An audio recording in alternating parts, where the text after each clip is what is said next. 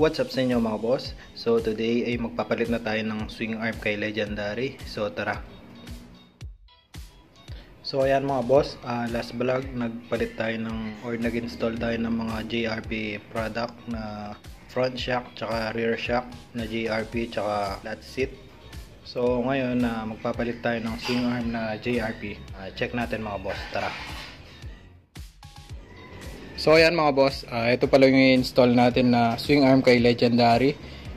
JRP siya na plus 2 na pang wave, pwede din sa smash na black ed. So kung maalala nyo mga boss, yung last na install natin na swing arm kay Legendary black ed din. Pero ito iba lang yung design. Parang ito yung pinakabagong version ng black edition na swing arm ng JRP. So bakit nag-black ulit ako? Silver talaga yung hanap ko kaso naubusan tayo, and ito lang yung available kay Boss Christian Ibay ng Head Shop. Kaya ito na lang yung kinuha din natin. JRP din naman na plus 2. Ang pinagkaiba lang sa gusto ko, silver yung kulay. So ito black pero same lang naman ng design na gusto ko. Ayan, diamond cut. Ayan, brand new yan mga boss, hindi yan yung dati. Kasi yung dati hindi siya diamond cut. Papakita ko na lang dito. Tapos makikita naman na brand new yan. Wala pang bakat ng bolts dito. Tapos ito CNC finish.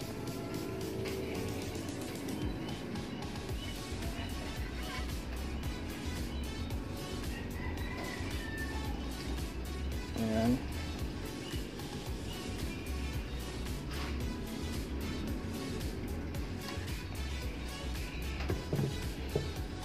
Tapos pala dun sa mga magtatanong kung bakit pinalitan ko pa yung black edition ko na swing arm dati, or baka meron magtanong kung nasaan yun, binenta ko na yun mga boss, pambili ng ibang gamit dati. Nabenta ko lang yun ng 3,000.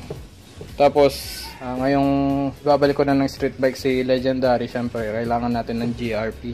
Tapos black edition pa yung available, kaya ito na lang yung kinuha ko. Tapos bumili na din ako ng dalawang CNC bolts sa shock mount. Ayan, hindi ko lang alam kung anong size nito.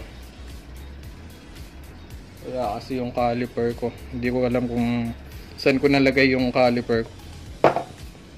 And then ipapalit na din ako ng axle sa may swing arm dito. Swing arm to chassis. Pang smash to mga boss, kasi hindi pwede yung pang wave dito. Mataba yung pang wave. I-delete na natin yung passenger peg ni Legendary, kaya ito yung binili natin.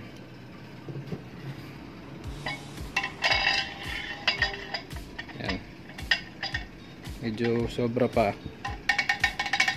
pero kung pang wave to sakto lang to, kaya yung iba pinapalitan ng bushing yung mismong swing arm.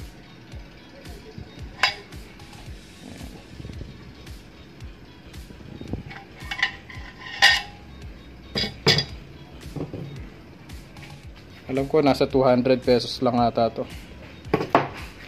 So ngayon i-montage ko ng konti itong bagong swing arm ni Legendary. Total bago din naman yung design niya. So tapos install na natin. Time lapse na lang natin mga boss. So tara.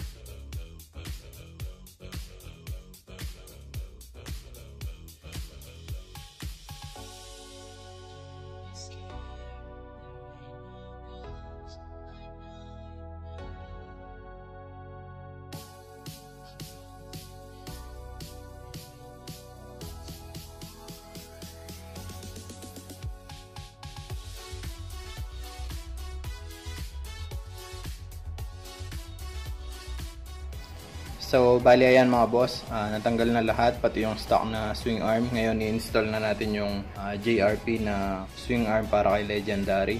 At bago yan, pupunasan ko muna ng kahit konti itong part na to. Tapos mga boss, hindi ko na muna papalitan itong brake rod na to.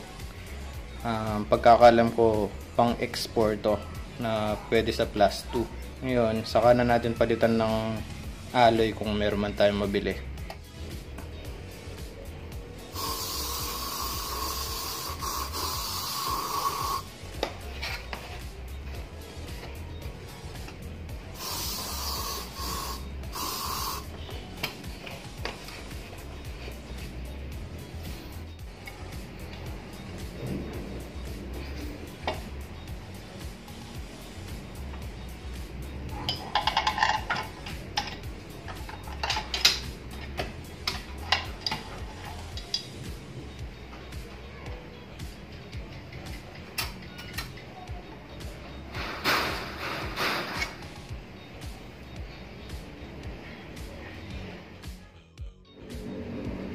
So ayan mga boss, meron siyang konting gap dito.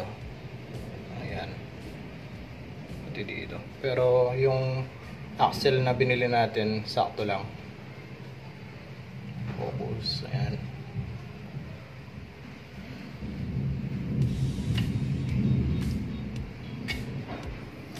So ngayon, meron tayong stock na makapal na washer dito. Tig isa kabilaan.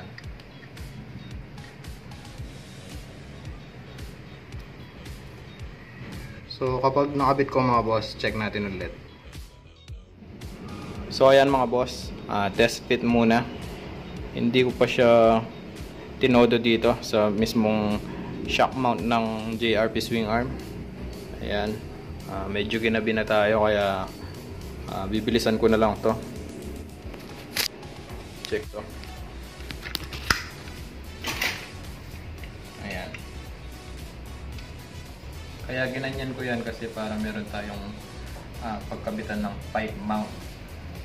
Ayan. So ngayon, adjust ko na muna to tapos check natin.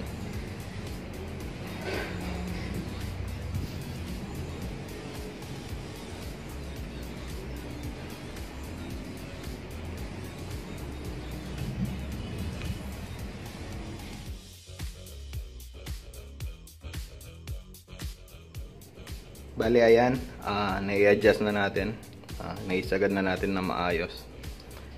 Okay na ako dyan. Tapos dun sa mga nagtatanong kung anong diskarte ko dito sa brake rod, kung ano yung ginamit ko, ginamit ko dito is yung pang export kasi mahaba. Ayan. Tapos check natin sa ibang angulo ito.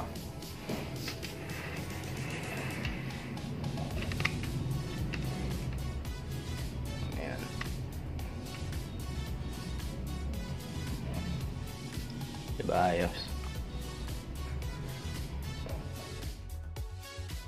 Bali ayan mga boss, frame set na lang talaga yung kulang para makita natin yung tindig nya. So baka next vlog installan natin ng rim set si Legendary.